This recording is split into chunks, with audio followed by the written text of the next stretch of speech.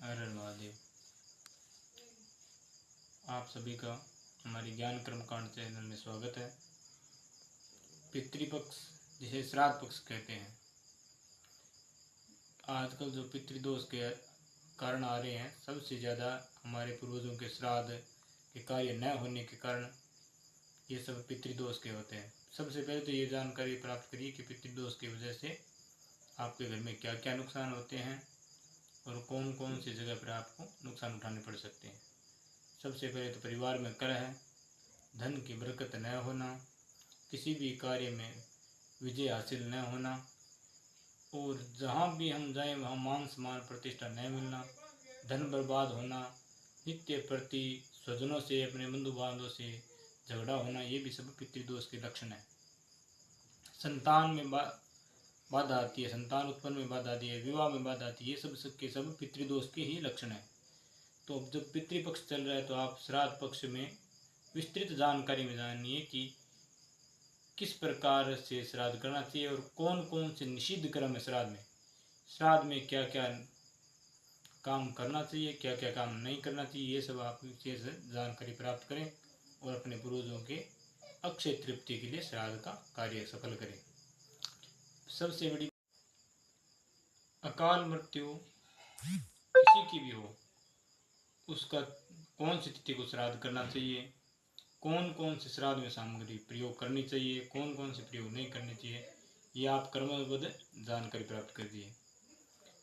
सबसे पहले आप राजमा, मसूर, अरहर, चना, गाजर, कुम्हड़ा, गोड़ लौकी, बैंगन, शलगम, हींग, प्याज, लहसुन, काला नमक और भी अनेक प्रकार के जैसे काला जीरा भी इसमें मना किया है, सिंगोड़ा भी मना किया है, सुपारी, कुल्थी, केथ, महुआ, अलसी और पीली सरसों।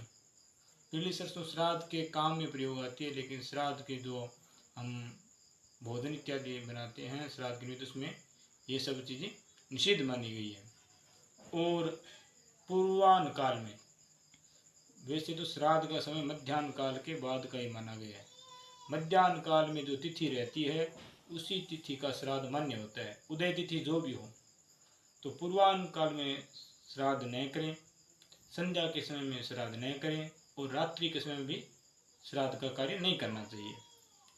चतुर्दशी तिथि को श्राद्ध नहीं करना चाहिए, क्योंकि इस दिन अकाल मृत्यु मरने वाले की, जैसे कोई शस्त्रघात से या कोई दुर्घटना के कारण, उन लोगों का चतुर्दशी तिथि में श्राद्ध करना चाहिए। और भी श्राद्ध में विशेष बातें हैं जो हमें ध्यान में रखनी चाहिए। जो एक पक्ष खुर वाले, यानी जिसके खुर के दो पक्ष नहीं होते हैं, एक जैसे घोड़े का खुर होता है, ठीक उसी प्रकार जो एक पक्ष वाले जो भी जानवर होते हैं, उनके दूध का प्रयोग श्राद्ध में नहीं होता है। यही विष्णु पुराण में लिखा है, मार्कंडे पुराण में लिखा है और ब्रह्म पुराण में भी इसी बात को लिखा है। गाय का दूध श्राद्ध में विशेषकर काम लेना चाहिए, बकरी का दूध भी नहीं लेना चाहिए, भैंस का दूध भी शास्त्रों में निषेध ही बताया गया है और गाय का दूध अतिश्रेष्ठ बताया गया है।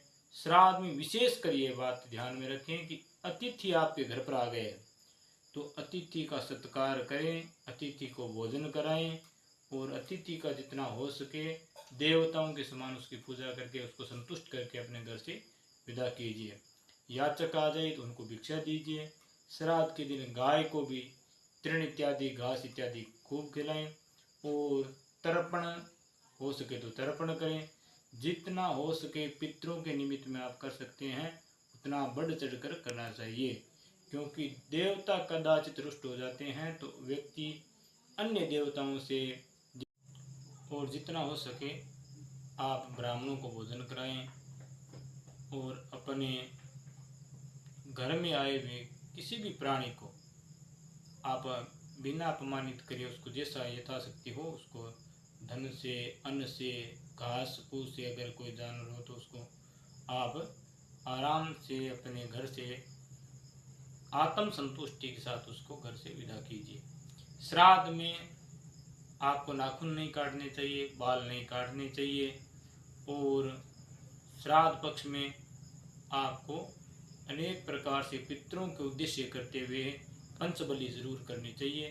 पंचबलि के अंदर गाय की, देवताओं की, आतिथ्य की, श्वान की और वायस यानी काक बलि जिसे बोलते हैं। पंचबलि करते हुए अपने श्राद्ध पक्ष को अपने हर प्रकार की मनोकामना अपने पितरों से आप प्राप्त कर सकते हैं।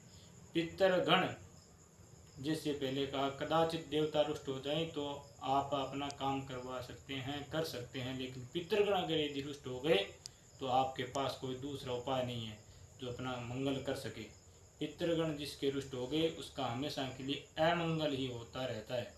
मांगलिक कार्य घर में होने तार दिन प्रतिदिन कम से कम होते रहते हैं। ये सब पितृदोष के लक्षण हैं। जिस किसी का भी श्राद्ध तिथि का आपको ज्ञात नहीं है, अमावस्या तिथि को आप श्राद्ध कर सकते हैं, क्योंकि अमावस्या सर्व पितृ अमावस्या कही जाती है। सभी पितृगणों के आप इस दिन कर सकते हैं। और इसी के साथ अगर यदि किसी के सौभाग्यवती स्त्री की मृत्यु हुई है और उस तिथि का ज्ञान नहीं है तो आप उसका नवमी तिथि को श्राद्ध कर सकते हैं। अगर यदि कुंवारे मृत बच्चों की तिथि का ज्ञात नहीं है तो आप उसका श्राद्ध पंचमी तिथि को कर सकते हैं।